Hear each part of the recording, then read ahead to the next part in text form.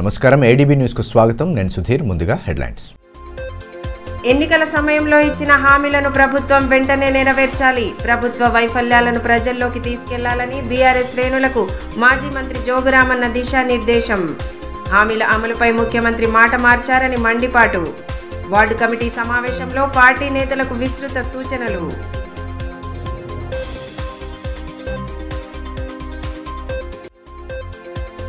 సర్పంచుల పదవీకాలం ముగియడంతో గ్రామ పంచాయతీల్లో ప్రారంభమైన ప్రత్యేక అధికారుల పాలన గ్రామాల్లో పాలనా బాధ్యతలు స్వీకరించిన గెజిటెడ్ అధికారులు నూతన సర్పంచుల ఎన్నిక వరకు కొనసాగనున్న ప్రత్యేక అధికారుల పాలన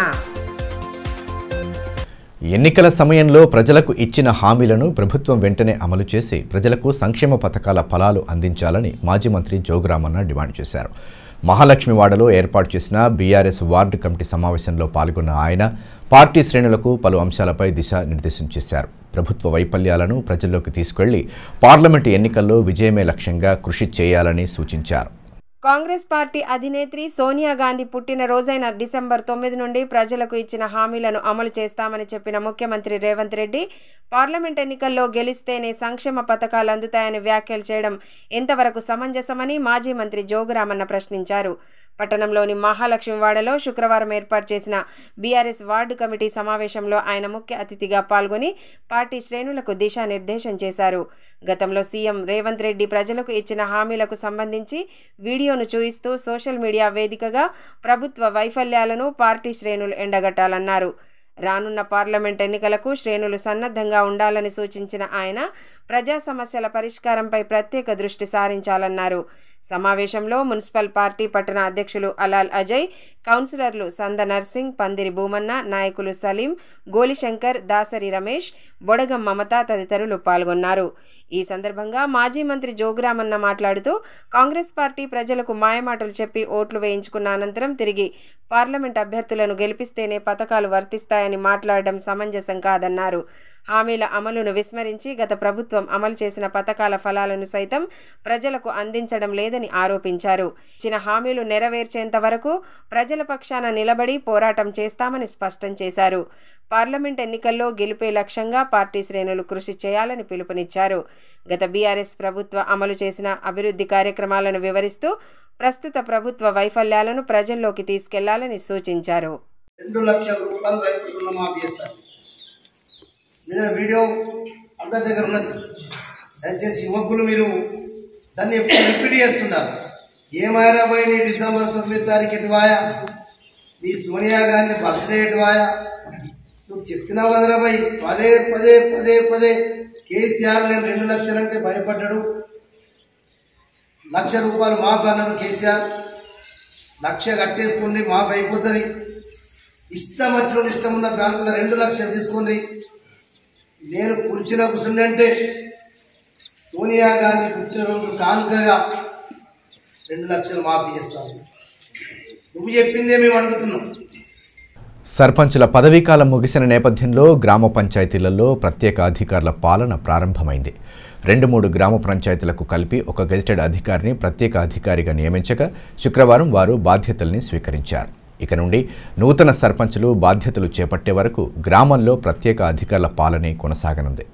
సర్పంచుల పదవీకాలం ముగిసిన నేపథ్యంలో గ్రామాల్లో ప్రత్యేక అధికారుల పాలన ప్రారంభమైంది. గురువారం నాటికి గ్రామ పంచాయతీల సర్పంచులు, ఉప సర్పంచులు, వార్డు సభ్యుల పదవీకాలం ముగియగా వారి స్థానంలో ప్రత్యేక అధికారులు బాధ్యతలు స్వీకరించారు. గెజిటెడ్ అధికారులు, నాన్ గెజిటెడ్ ఉద్యోగులను ఊరికొకరి చొప్పున ప్రత్యేక అధికారులుగా నియమించాలని ప్రభుత్వం మొదట కలెక్టర్లకు ఆదేశాలు జారీ చేసింది. ఆ తర్వాత గెజిటెడ్ అధికారులనే గ్రామ పంచాయతీ ప్రత్యేక అధికారులుగా నియమించాలని ప్రభుత్వం సూచించింది. ఈ అధికారుల కొరత కారణంగా గ్రామానికి ఒకరు చొప్పున కాకుండా 2-3 పంచాయతీలను క్లస్టర్గా చేసి ఒక్కో ప్రత్యేక అధికారికి వాటి బాధ్యతలను అప్పగించారు. శుక్రవారం ఆయా గ్రామ పంచాయతీల్లో అధికారులు బాధ్యతలు స్వీకరించారు. అయితే ఇప్పటికే సర్పంచులు, ఉప సర్పంచుల నుండి రికార్డులు, చెక్బుక్లు, డిజిటల్ సంతకాల కీలను గ్రామ కార్యదర్శులు స్వాధీనం చేసుకున్నారు. ప్రత్యేక అధికారికి, గ్రామ కార్యదర్శికి కలిపి ప్రభుత్వం జాయింట్ చెక్ పవర్ ఇవ్వనుండగా వారి పేరిట డిజిటల్ సంతకాల కీ కూడా ఇవ్వనుంది. ఇక జిల్లాలోని తలమడుగు, కొత్తూరు, డోర్లా గ్రామ పంచాయతీలకు ఎంపీడీఓ రమాకాంత్ ప్రత్యేక అధికారిగా బాధ్యతలు చేపట్టారు.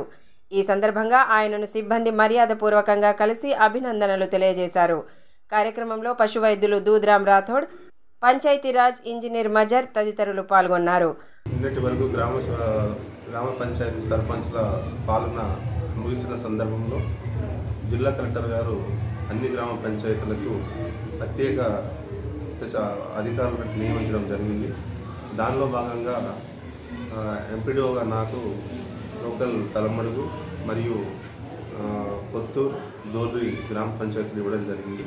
అలాగే ఈ మండలంలో ఉన్న 28 గ్రామ పంచాయతీలకు గాను 7 స్పెషల్ ఆఫీసర్స్ని కూడా నియమించడం జరిగింది.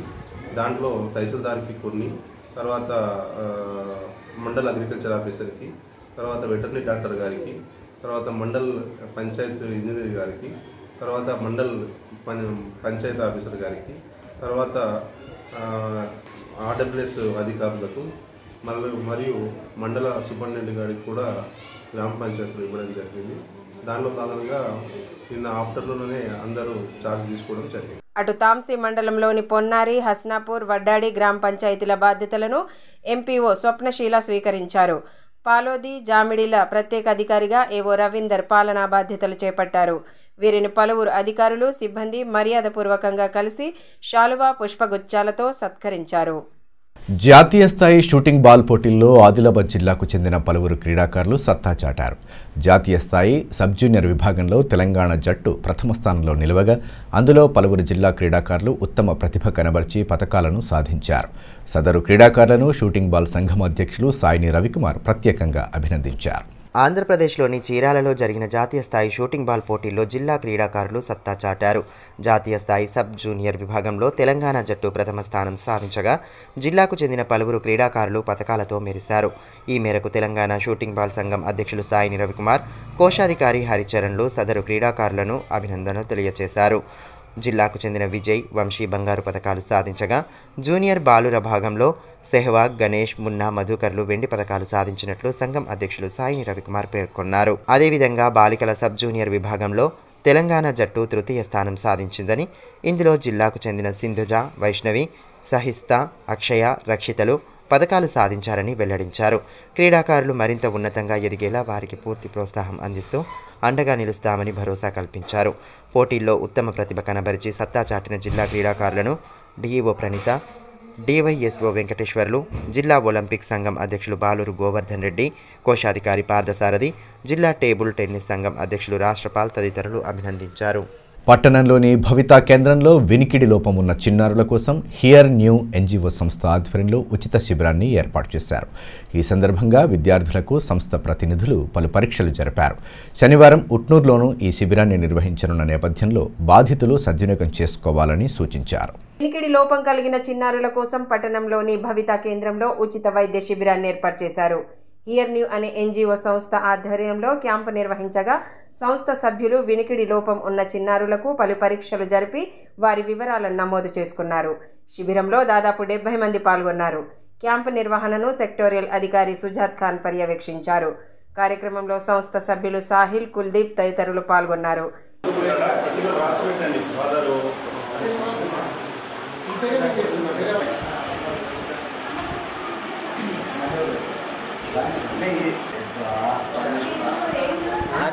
అట్లాగా మేము ఇక్కడ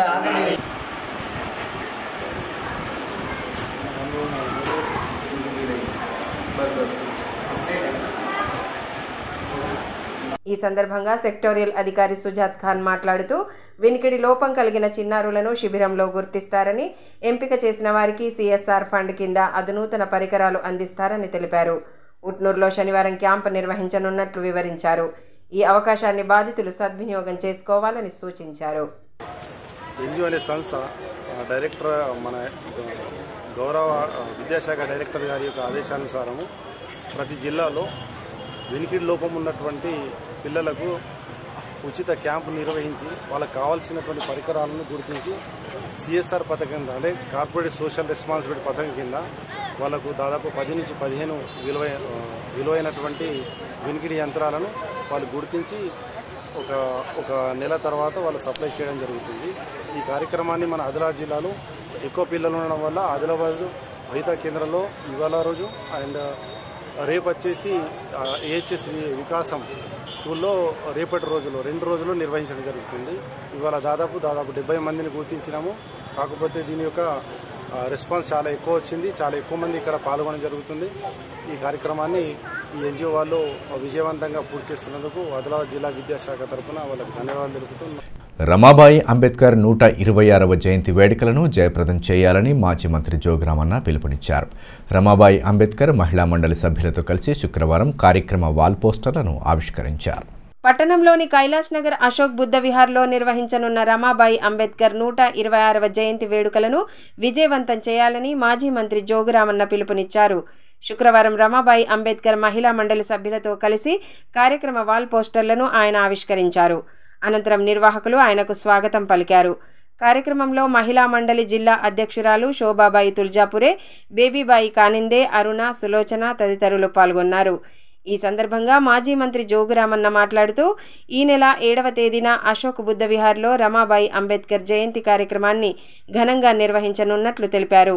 ఈ కార్యక్రమానికి ప్రజలంతా పెద్ద ఎత్తున హాజరై విజయవంతం చేయాలని పిలుపునిచ్చారు. వేడుకలను ఘనంగా నిర్వహిస్తున్న నిర్వాహకులను ప్రత్యేకంగా అభినందించారు. రహదారి నిబంధనలు ఉల్లంఘించిన వారికి పోలీసులు విధించిన ఈ చాలానా జరిమానాల చెల్లింపులో ప్రభుత్వం ఇటీవల రాయితీ ప్రకటించింది.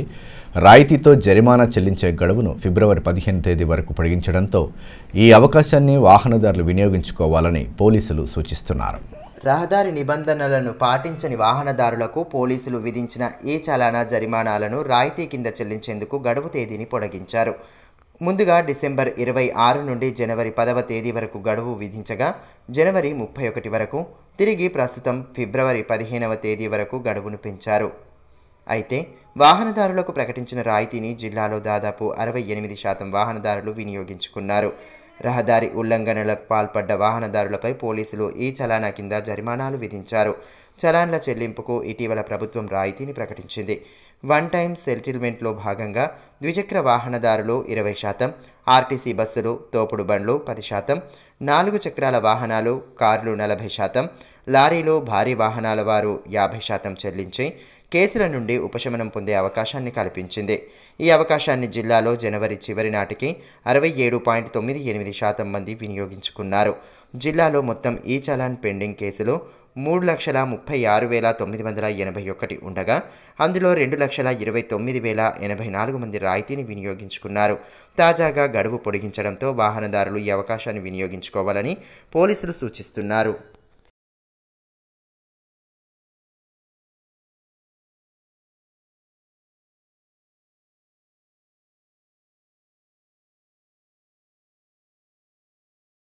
ముఖ్యమంత్రి రేవంత్ రెడ్డి పాల్గొననున్న ఇంద్రవెల్లి సభకు కాంగ్రెస్ పార్టీ శ్రేణులు జిల్లా కేంద్రం నుండి తరలి వెళ్లారు.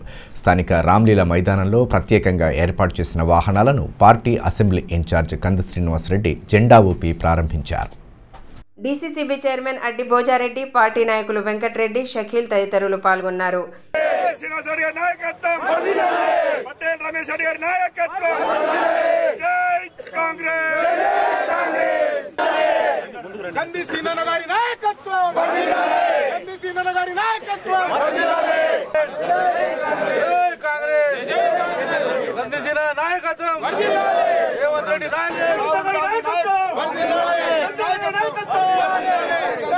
ఈ సందర్భంగా సభ ఇన్ఛార్జ్ రమేష్ మాట్లాడుతూ టీపీసీసీ అధ్యక్షుడిగా నియామకమైన తర్వాత రేవంత్ రెడ్డి ఇంద్రవెల్లి నుంచి శంఖారావం పూరించారని గుర్తు చేశారు. సీఎం హోదాలోనూ తొలిసారి ఇంద్రవెల్లికి రానున్నారని తెలిపారు. మా ప్రియతమ నాయకులు ఈ రాష్ట్ర ముఖ్యమంత్రి గారి సభ ఇంద్రవెల్లిలో మధ్యాహ్నం 2 గంటలకు జరుపుకుంటున్న సందర్భంగా మరి ఆదిలాబాద్ నియోజకవర్గం నుంచి పెద్ద ఎత్తున కంది శ్రీనివాసరెడ్డి గారి నాయకత్వంలో దాదాపుగా 20,000 మంది ఈ సభకు మేము సన్నద్ధం చేయడం జరిగింది. అందరూ కూడా బయలుదేరడం కూడా జరిగింది. కేంద్ర రాష్ట్ర రైతు సంఘాల ఆధ్వర్యంలో ఈ నెల 16న చేపట్టనున్న దేశవ్యాప్త సమ్మెను జయప్రదం చేసేందుకు ఈ నెల 4న సన్నాహక సదస్సు నిర్వహిస్తున్నట్లు ఏఐటీసీ జిల్లా ప్రధాన కార్యదర్శి సిర్రా దేవేందర్ తెలిపారు. ఈ మేరకు శుక్రవారం ఏర్పాటు చేసిన మీడియా సమావేశంలో పలువురు నేతలతో కలిసి పాల్గొని సదస్సు వివరాలను వెల్లడించారు. ఈ నెల 4వ తేదీన అన్ని కేంద్ర రాష్ట్ర రైతు సంఘాల ఆధ్వర్యంలో టీఎన్జిఓ సోమ్లో చేపట్టబోయే జిల్లా సదస్సును విజయవంతం చేయాలని అన్ని శాఖలలో పనిచేస్తున్నటువంటి కార్మికులకు పిలిపివ్వడం జరుగుతున్నది. ఈ సదస్సుకు ఆయా సంఘాల రాష్ట్ర జాతీయ నాయకులు కూడా రావడం జరుగుతుంది. ఏఐటీసీ రాష్ట్ర ప్రధాన కార్యదర్శి ఎస్ బాలరాజు గారు, ఇఫ్టు జాతీయ నాయకులు, అలాగే బీఆర్టీయు రాష్ట్ర నాయకులు కూడా, సిఐటి రాష్ట్ర నాయకులు కూడా ఈ సదస్సుకు హాజరవుతున్నారు. కాబట్టి కార్మికులకు విజ్ఞప్తి చేస్తా ఉన్నాం, ఈ జిల్లా సదస్సును అత్యధిక మెజారిటీ కార్మికులు పాల్గొని విజయవంతం చేసి ఈ నెల 16న దేశవ్యాప్తంగా జరిగే సమ్మెను విజయవంతం చేయడం కోసం ఏకతాటిపైకి రావాల్సిన అవసరం ఉన్నది. ఇలా కేంద్రంలో బీజేపీ ప్రభుత్వం కార్పొరేట్ పెట్టుబడిదారులకు ఊడిగం చేస్తూ ఇలా భారతదేశ ప్రజలను ఇలా అట్టడుగున తొక్కే కుట్రలో భాగంగా ఇలా ముందుకు సాగుతున్నది. కాబట్టి నిన్న మొన్న జరిగినటువంటి పార్లమెంటు బడ్జెట్ సెషన్ లో కూడా ప్రజలకు అందులో ఏమాత్రము చోటు కల్పించకుండా ఇలా ఎన్నో లక్షల ఉద్యోగాలు కల్పించినామని చెప్తున్నారు.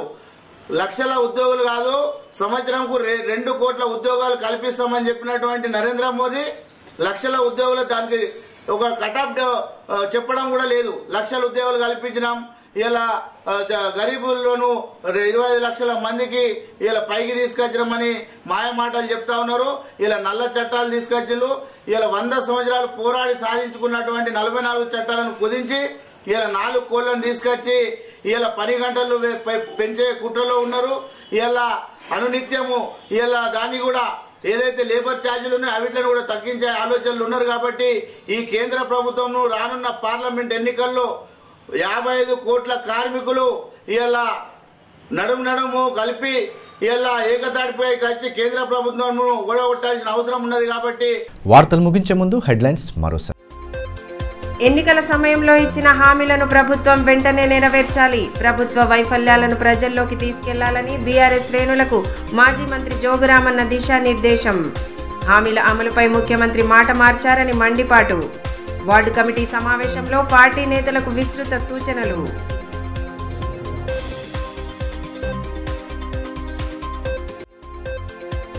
సర్పంచుల పదవీకాలం ముగియడంతో గ్రామ పంచాయతీల్లో ప్రారంభమైన ప్రత్యేక అధికారుల పాలన. గ్రామాల్లో పాలనా బాధ్యతలు స్వీకరించిన గెజిటెడ్ అధికారులు. నూతన సర్పంచుల ఎన్నిక వరకు కొనసాగనున్న ప్రత్యేక అధికారుల పాలన. ఈ వార్తలు ఇంతటితో సమాప్తం. తిరిగి ప్రసారమయ్యే మరో బులెటిన్లో మళ్ళీ కలుసుకుందాం. అంతవరకు సెలవు. నమస్కారం.